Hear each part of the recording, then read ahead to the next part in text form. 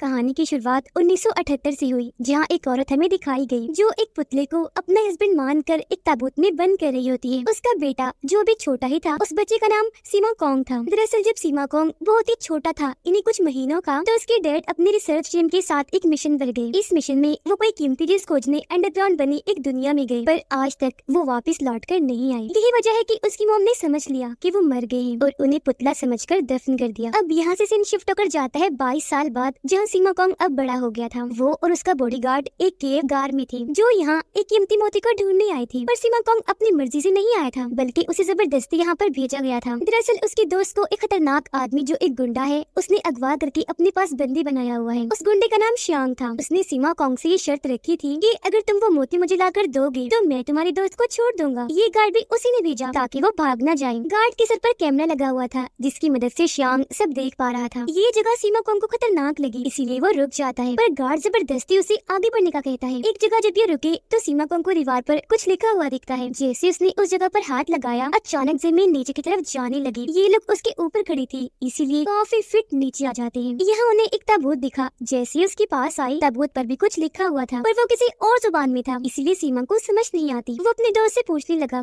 तब उसकी दोस्त ने पढ़कर बताया कि ये ताबूत सबसे पुराने राजा का है, जो 1000 साल पुराना है और इसके अंदर ही वो मोती है। अब उसकी दोस्त काफी सारी जुबानों के बारे में जानती थी, इसीलिए वो इसे पढ़ पाई। अब जैसे ही सीमा कॉन्ग और गार्ड ताबूत खोलते हैं, तो तभी यहाँ एक स्पाइडर मॉन्स्टर आ जाता है। एक ऐसा मॉन्स्टर जो था तो मकड़ी ही, लेकिन उसका साइज बहुत ही बड़ा था, काफी खतरनाक दिख रहा था। वो कीमती मोती भी उसके गले में ही था। आते ही वो सीमा पर हमला कर देता है, एकदम कूद कर आया। तब उसे देखकर वो भी एकदम अलर्ट हो गया और अपना नुकीला रॉड लेकर उसका सामना करने लगा। सीमा बार बार उसके मुंह पर वार कर करके रोक रहा था, पीछे धकेल रहा था, पर स्पाइडर मॉन्स्टर इतना खतरनाक था कि उसे कुछ हो ही नहीं रहा था। वो तो बस बार बार हमला ही किया जा रहा था। ये देखकर बॉडीगार्ड उस पर अंधाधुंध गोलियां चलाता है, जिससे स्पाइडर मॉन्स्टर को गुस्सा आ गया। अपनी ताकत से वो जाल बनाकर गार्ड को उसमें लपेट देता है, फिर ऐसे निगल कर गार्ड को मार देता है। फिर वो चीजें उठा कर सीमा पर फेंक फेंक के मारता है। लेकिन यहाँ सीमा को समझ लग गई थी कि इसका खात्मा कैसे करना है। उसने अपना रॉड मजबूती से पकड़ लिया। जैसे स्पाइडर मॉन्स्टर उस पर हमला करने के लिए आया, सीमा ने अपनी नोकदार रॉड से उसका सर ही उड़ा दिया। लेकिन हैरत, इससे भी स्पाइडर की मौत नहीं हुई, बस उसके सर से जहर निकलने लगा। फिर उसके अंदर से एक इंसानी जिस्म बाहर निकल आया, जो बहुत ही डरावना लग रहा था, और अब वो दोबारा से सीमा पर हमला कर देता है। स्पाइडर की टांगे और वो इंसानी जिस्म दोनों ही सीमा को पकड़ने की कोशिश कर रहे थे, लेकिन सीमा दीवार पर से कूदकर रॉड को स्पाइडर के सर में घुसा देता है, जिससे अब जाकर उसकी मौत हो पाती है। उसके मरते ही इंसानी जिस्म का भी खात्मा हो गया। स्पाइडर मॉन्स्टर को ढेर करते ही सीमा उसके गले से वो मोती हासिल कर लेता है, जिसके लिए वो आया था। वापिस आकर ये मोती वो श्यांग को देता है। तब श्यांग उसे बताता है कि ये मोती दरअसल एक शहर जिसका नाम गोल्डन सिटी है, वहाँ जाने की चाबी है, जो एक खास किस्म का शहर है, क्योंकि वहाँ जाकर हम जितने चाहे अपनी उम्र बढ़ा सकते हैं, और तो और कोई ऐसी बीमारी जो ठीक नहीं हो रही, उसका इलाज भी वहाँ से ढूंढ सकते हैं। असल में श्यांग को कैंसर था, तो वो गोल्डन सिटी जाकर अपनी बीमारी ठीक करना चाहता था, और अब वहाँ जाने की चाबी उसके पास आ भी गई, मोती की सूरत में। अब श्यांग सीमा को एक ताबूत दिखाते हुए बताता है कि ये हमें कुछ दिन पहले समंदर किनारे मिला। जब ये सारे बात कर रही थी, तो ताबूत की तरफ से उनका ध्यान हट गया। तब उसमें रखी लाश उठ जाती है, जो सफेद कपड़े से लिपटी हुई थी। अब श्यांग सीमा को कहने लगा कि गोल्डन सिटी तुम जाओगे, पर जब उसने मना किया तो श्यांग के गार्ड ने उस पर गन तान दी। बदले में सीमा भी उस पर गन तान देता है। तब श्यांग अपने गार्ड को गन नीचे करने का कहकर सीमा को समझाने लगा, भाई लड़के, तुम क्यों नहीं जाना चाहते वहाँ? क्या तुम्हें अपने डैड को नहीं ढूंढना, जो रिसर्च टीम के साथ गई थी खोज करने और वापिस नहीं आई? बेटा, तुम्हारे डैड वहीं गए थे, तो जाओ मेरा भी काम कर दो और अपने डैड को भी ढूंढ लाओ। पर गुस्से में सीमा ये कहकर मना कर देता है कि नहीं, मैं नहीं जाने वाला, और रही बात मेरे डैड की, वो नहीं है। तभी अचानक ताबूत वाली लाश नीचे गिर गई, जिसकी आवाज सुनकर जब सबने पीछे मुड़कर देखा तो वो काफी डर गई। इस चीज का फायदा उठाकर सीमा अपनी दोस्त का हाथ पकड़ता है और सबको गन दिखाकर वहाँ से भाग जाता है। पर उस लाश ने जो सफेद कपड़ा पहना हुआ था, उसका टुकड़ा सीमा की पैंट में फंस गया। सीमा जैसे ही भागा, लाश भी उसके साथ ही चली गई और उसके घर आ गई। सारी सूरत-ए-हाल की वजह से सीमा काफी डर गया। वो सीधा पुलिस ऑफिसर के पास जाकर सब कुछ बता देता है। लेकिन जब पुलिस ऑफिसर सीमा के साथ उसके घर आई छानबीन करने, तो वो ये देखकर काफी हैरान रह गया कि वहाँ तो कोई भी कपड़े में लिपटी लाश नहीं है। वहाँ बस एक लड़का और सीमा की दोस्त बैठी थी। दरअसल उसकी दोस्त ने लाश पर से कपड़ा हटा दिया था और उसके अंदर से वो लड़का निकला जो अभी उसकी दोस्त के साथ बैठा था। पुलिस ऑफिसर को देखकर उसकी दोस्त से अपनी बातों में लगाने लगती है कि वो क्या है ना, सीमा का दिमाग थोड़ा खराब है, इसीलिए ये ऐसी बातें कर रहा है, तो इसकी बातों पर ध्यान मत दीजिए। ये कहकर वो ऑफिसर को अपने साथ ले गई, उसे वापस भेज देती है। जिसके बाद सीमा अपनी दोस्त से पूछने लगा वो लाश कहाँ है और ये आदमी कौन है। यहाँ वो सच बता देती है कि जब मैंने लाश के जिस्म से सफेद कपड़ा हटाया तो अंदर से ये आदमी निकला। अब वो आदमी घर में सीमा और उसकी मम्मी की तस्वीरें देखकर काफी हैरान हुआ। तस्वीर को वो सीमा से मिलाकर देखने लगा और उसे बताता है कि तुम मेरी बेटी हो, मैं खोज करने गया था, मुझे सब याद है, तुम मेरी बेटी, मैं तुम्हारा बाप हूँ। ये सुनकर सीमा को गुस्सा आ गया, वो उस आदमी के पीछे पड़ जाता है, चीजें फेंक फेंक कर उसे मारने लगा। कहता है कि बकवास मत करो, मेरी डैड नहीं है क्योंकि वो मर चुके हैं। उनकी बातों के दौरान सीमा की दोस्त बेहोश होकर गिर जाती है। जब ये दोनों उसके पास आकर देखते हैं तो इन्हें पता चला कि जब ये शांग के कब्जे में थी तो उस वक्त शांग ने इसे जहरीली दवाई खिलाई, जिस वजह से दोनों काफी परेशान हो गए, क्योंकि अगर उसे 7 दिन तक जहर का एंटीडोट यानी जहर खत्म करने वाली दवाई ना दी गई तो वो मारी जाएगी। तो अब सीमा अपनी दोस्त की जान बचाने के लिए गोल्डन सिटी जाने के लिए तैयार हो जाता है, क्योंकि शांग यही चाहता था। वो आदमी सीमा को कहने लगा मैं वहाँ गोल्डन सिटी जा चुका हूँ, सारा रास्ता मुझे मालूम है, तो मैं तुम्हें वहाँ ले जाऊंगा। जिसके बाद हम इन तीनों को एक उड़ते हुए शिप में देखते हैं, क्योंकि ये अंडरग्राउंड दुनिया में जा रहे थे जहाँ गोल्डन सिटी है। यहाँ सीमा की दोस्त उस आदमी से पूछने लगी कि आप ताबूत में कैसे बंद हो गई थी, तो वो बताता है कि 1978 में मैं अपने प्रोफेसर और साइंटिस्ट की टीम के साथ गोल्डन सिटी गया था। जब हम खोज कर रहे थे तो हमारे ऊपर एक जायंट स्पाइडर मॉन्स्टर ने हमला कर दिया, जिसका साइज बहुत ही बड़ा था। उसके बड़े बड़े खतरनाक जाले थे जो उसने चारों तरफ फैला दिए हमें पकड़ने के लिए। जाले इतने मजबूत थे कि उनकी मदद से वो भारी चीजें भी उठा पा रहा था। मैं जब उसके जाले काट रहा था तो जायंट स्पाइडर ने मुझ पर वार करके दूर फेंक दिया। मैं सीधा ताबूत के अंदर आके गिरा। वो ताबूत उड़ने वाला था, उसमें जैसे आग जली वो वहाँ से उड़ गया और मैं यहाँ आ गया। जब ये सारी बातें वो लड़की को बता रही थी कि तब यहाँ सीमा आ जाता है। उसे आदमी की बातों पर यकीन नहीं था।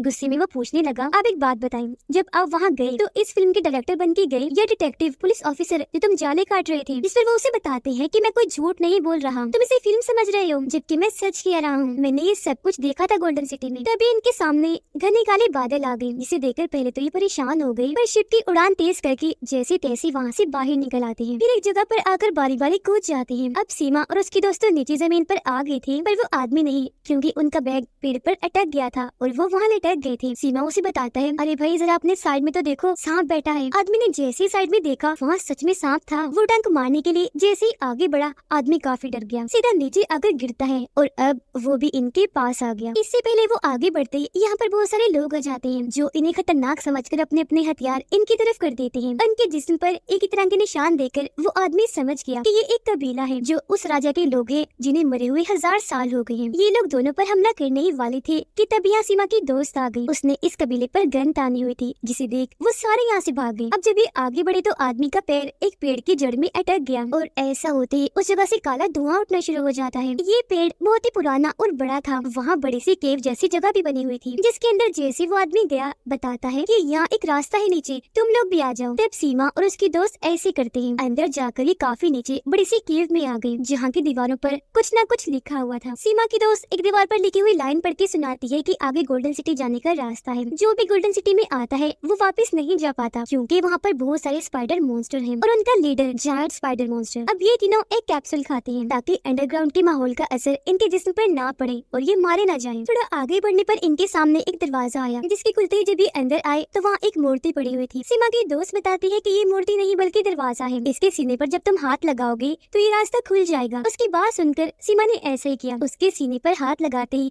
सच में दरवाजा खुल गया और ये अंदर आ गई। यही हमें शांग और उसके लोग दिखाए जाते हैं जो सीमा का पीछे करते करते यहाँ आ गए थे। अब उन लोगों के अंदर आने पर एक और दरवाजा सामने आ गया, जिसके अंदर जैसे सीमा वो मोती रखता है दरवाजा खुल गया और ये लोग उसके अंदर आ गए। उस जगह को देखकर सभी की आंखें खुली की खुली रह जाती है, क्योंकि यहाँ पर बहुत सारी कब्रें थी। यहाँ एक जगह कुछ लिखा हुआ था, उसे पढ़ के सीमा की दोस्त बताती है कि यहाँ टोटल 9 मूर्तियाँ हैं, जबकि 10 होने चाहिए। इसका मतलब 10वीं मूर्ति कहीं पर छुपी हुई है। ये सुनकर सीमा एक स्कैनर जिसे उनको ढूंढने वाली डिवाइस निकालता है और ये लोग 10वीं मूर्ति का पता लगवा लेते हैं जो यही ऊपर ही थी। वो आदमी एक कब्र के पास आता है, उस पर एक चेहरा बना हुआ था। आदमी उन्हें बताता है कि हमें इसके मुँह में खून डालना चाहिए, क्योंकि ऐसा करने से गोल्डन सिटी का दरवाजा खुल जाएगा। पर सीमा कॉन्ग उसकी बात ना मानकर कोई आम सा लिक्विड ही उसके मुँह में डाल देता है। ऐसा करते ही एक ताबूत ऊपर आ गया। जब ये लोग ताबूत का ढक्कन हटाकर देखते हैं तो वहाँ काफी लंबी केव गार्ड थी जो बहुत नीचे जाकर थी, बेहद डरावनी लग रही थी। वो उसे देख रहे थे कि तभी यहाँ कूदकर एक स्पाइडर आया जो इन पर हमला कर देता है। जैसे जैसे वो इनके पास आ रहा था उसका साइज बढ़ता जा रहा था। उसकी जिल्द काफी अजीब थी, हरे रंग की नोकदार कांटों वाली। स्पीड तो इतनी तेज थी कि सेकंड्स में ही वो तीनों पर बारी बारी हमला किए जा रहा था। हालांकि सीमा भी उसका सामना करता है, रॉड से उसे पीछे धकेलता है और उसके पेट पर भी कई बार वार करता है, लेकिन स्पाइडर मॉन्स्टर को कुछ नहीं होता। अब जो आदमी था ये सब देखकर वो सीमा की मदद करता है। सीमा स्पाइडर के अंदर जोर से अपना रॉड घुसा देता है और ये दोनों उसकी टांगों को पकड़कर घसीटते हैं, जिससे अब जाकर उसकी मौत हुई। लेकिन हम देखते हैं कि स्पाइडर के मरते ही यहाँ पर और भी कई सारे स्पाइडर्स आ जाते हैं इन पर हमला करने के लिए। ये दोनों काफी डर गए, फौरन भागते हैं, पर क्योंकि स्पाइडर्स की तादाद काफी ज्यादा थी और साइज भी उनका बहुत बड़ा था तो वो इनका रास्ता रोककर चारों तरफ से घेर लेते हैं। इससे पहले वो इन्हें मारते यहाँ पर शांग की टीम आ गई जो स्पाइडर्स पर अंधाधुंध गोलियां चलाने लगती हैं। इनमें से कुछ स्पाइडर्स गोलियां लगने से मारे भी गए, पर कुछ तो कूदकर गार्ड्स पर हमला करके उठा के दूर फेंक रहे थे और इस तरह से बहुत से लोगों की जान चली गई। इसके बाद शांग जब वहाँ आया तो उस आदमी को देखकर काफी हैरान रह गया। पूछने लगा, अरे क्या तुम सच में जिंदा हो? अपनी आंखों से गोल्डन सिटी की नई जिंदगी का सबूत देखकर उसे भी यकीन हो गया कि हाँ सच में यहाँ इंसान अपनी जिंदगी लंबी करके नई जिंदगी पा सकते हैं। दरअसल उसने भी पहचान लिया था कि ये सीमा के डैड है, इसीलिए अब हम भी उन्हें सीमा के डैड ही बुलाएंगे। फिर सीमा शांग को कहता है कि तुमने मेरी दोस्त को जो जहर दिया था उसका एंटीडोट दो ताकि हम उसे बचा लें, पर वो मना कर देता है, ये कहते हुए नहीं, एक शर्त पर, पहले तो मुझे गोल्डन सिटी का रास्ता बताओ। जिस सुनकर सीमा के डैड उन्हें गलत रास्ता बता देते हैं, जिसके बाद शांग और उसकी गार्ड उसी रास्ते की तरफ बढ़ने लगे, जिस चीज का फायदा उठाकर सीमा, उसकी दोस्त और उसके डैड ताबूत वाले केव में कूद जाते हैं। पर जाते जाते सीमा कॉन्ग एक जादुई रस्से की मदद से शांग की जेब से वो एंटीडोट हासिल करने में कामयाब हो जाता है। जब तक इस बारे में शांग को पता चला देर हो गई क्योंकि ताबूत का दरवाजा बंद हो गया था। तीनों जब केव से कूदकर नीचे जा रही थी तो एक जगह पर आकर अटक जाते हैं। सीमा के डैड बताने लगे कि हमें यही रोक के नहीं रहना बल्कि और नीचे जाना चाहिए, पर सीमा उनकी बात मानने से मना कर देता है,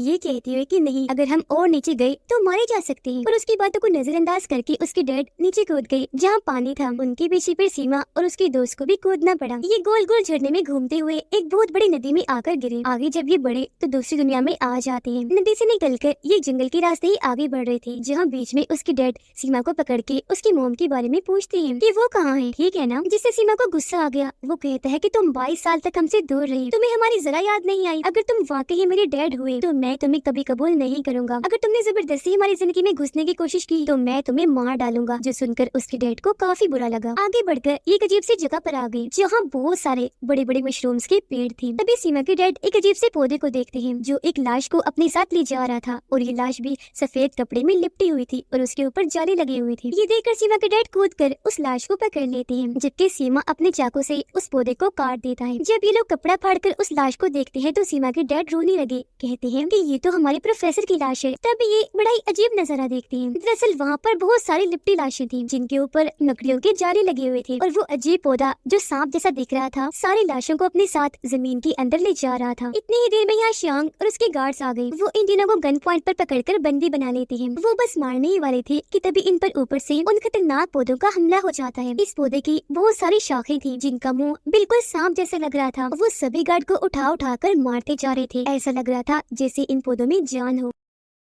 एक गार्ड सीमा से लड़ने लगा। वो उसे मार ही देता कि तभी यहाँ एक पौधा आकर उसे पूरा ही अपने अंदर समा लेता है और फिर उठाकर अपने साथ ले गया। अपनी जान बचाकर सीमा और उसकी दोस्त जैसे भागे पौधों ने इन पर भी हमला कर दिया। वो दोनों को पकड़ लेता है, अपनी शाखों में जकड़कर ले जा ही रहा था कि तभी सीमा के डैड उस पौधे को काटकर दोनों की जान बचा लेते हैं। इस मौके का फायदा उठाकर शांग सीमा के डैड को अपने साथ ले जाता है, जिसके बाद उसकी दोस्त सीमा को समझाती है कि वो तुम्हारे डैड है सच में, जब तो उन्होंने तुम्हारी जान बचाई। पर वो इस बात पर भी यकीन नहीं करता। आगे जब वो बढ़ा तो उसे एक डायरी मिली जिस पर लिखा था कि 1978 में एक आदमी अपनी साइंटिस्ट टीम के साथ यहाँ गोल्डन सिटी आया था, पर उन पर जायंट मॉन्स्टर का हमला हुआ। मॉन्स्टर की वार से वो आदमी ताबूत के अंदर गिरा और इस गोल्डन सिटी से निकलकर यहाँ से बाहर आ गया। वो क्योंकि महफूज कपड़े में लिपटा था, यही वजह है कि उसकी उम्र नहीं बढ़ी। ये पढ़ के सीमा को शक हुआ कि कहीं वो आदमी ये मेरे डैडी तो नहीं जो अभी मेरे साथ है। अब हम सीमा के डैड और श्यांग को देखते हैं जो आखिरकार गोल्डन सिटी आ ही गए थे और यहाँ आकर श्यांग और उसके लोग बहुत खुश थे। यहाँ श्यांग उसके डैड को पकड़कर के पूछता है कि बताओ यहाँ आकर तुमने ऐसा क्या किया जो तुम बच गए, तुम्हें नई जिंदगी मिली और तुम्हारी उम्र भी नहीं बढ़ी। लेकिन वो कुछ नहीं बताते, जिस बात से शांग को गुस्सा आ गया और वो उसे पीटने लगा। पर तभी यहाँ सीमा आ जाता है जो सभी गार्ड पर हमला करके उन्हें मार देता है। वो फिर शांग से भी लड़ता है, उसे पकड़कर अपने डैड की जान बचा लेता है, क्योंकि डायरी पढ़ के अब उसे भी यकीन आ गया था कि यही मेरे डैड है। पर शांग खुद को छुड़ाकर सीमा को ही पकड़ के उसका गला अपने कोने से दबाने लगता है। सीमा मरने वाला था कि तभी यहाँ उसकी दोस्त आ गई। हालांकि वो अपने दोस्त को आवाज लगाता है पर वो नजरअंदाज करके आगे बढ़ जाती है। अपने बेटे को मरता हुआ देखकर सीमा के डैड उठे, शांग पर हमला कर देते हैं और इस तरह से दोनों बाप बेटे की जान बच गई। अब सीमा की दोस्त एक जगह पर आकर अपने हाथ से एक मशीन को ऑन करती है और दुआ मांगने लगी। जहाँ तभी सीमा और उसके डैड के सामने एक 3D वीडियो चलने लगी, जो देखकर उन्हें पता चला कि एक एलियन स्पेसशिप गोल्डन सिटी से टकरा गई थी, जिससे गोल्डन सिटी और वो स्पेसशिप यहाँ आ गई, जबकि बाकी सारे स्पेसशिप्स इधर उधर गिर गए। तभी यहाँ वही जायंट स्पाइडर मॉन्स्टर आ जाता है, जिसके सामने सीमा की दोस्त घुटनों के बल बैठकर दुआ करने लगी। ये देखकर सीमा को याद आता है कि मेरी दोस्त के जिस्म पर भी बिल्कुल वैसा ही निशान था जैसा राजा के लोगों के जिस्म पर था, यानी कबीले के उन लोगों पर जिन्होंने इन्हें पकड़ लिया था। ये देख वो समझ गया था कि मेरी दोस्त ने मुझे धोखा दिया, वो भी इन सब के साथ ही मिली हुई थी। अभी वो ये सोच ही रहा था कि तभी वो जायंट स्पाइडर मॉन्स्टर उसकी दोस्त पर हमला करके ऐसे ही निकल जाता है। अब यही शांग को भी होश आ गई। वो जैसे उठा, स्पाइडर मॉन्स्टर उस पर भी हमला करके अपने जलों में जकड़ लेता है और फिर उसे भी खा जाता है, जिसके बाद वो सीमा के डैड के पीछे पड़ गया। इससे पहले वो उन्हें मारता,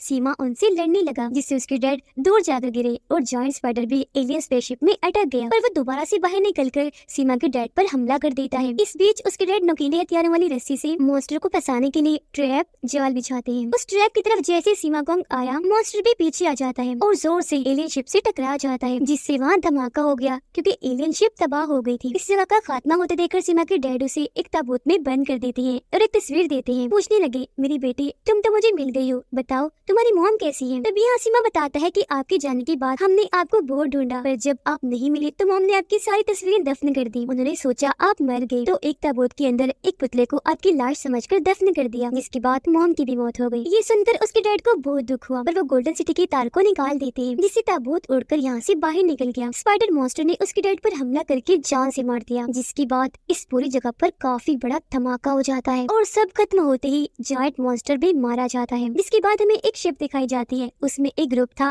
वो लोग गेम खेल रहे थे। तभी उन्हें पानी में एक ताबूत दिखता है, जिसे वो शिप के अंदर ले आते हैं। ताबूत को खोलने पर उसके अंदर से सीमा निकलता है, जो बिल्कुल सही सलामत था। लेकिन ताबूत के खुलते उसकी नींद खुल गई। वो पूछता है कि इस वक्त कौन सा साल चल रहा है? तब वो लोग उसे बताते हैं कि इस वक्त सन 2010 चल रहा है, जिसका मतलब था कि फिर से कहानी में काफी साल गुजर गए और वो टाइम सीमा ने भी अपने डैड की तरह ताबूत के अंदर रहकर गुजारा और उसकी उम्र नहीं बढ़ी। और इसी के साथ ये फिल्म इधर ही खत्म हो जाती है।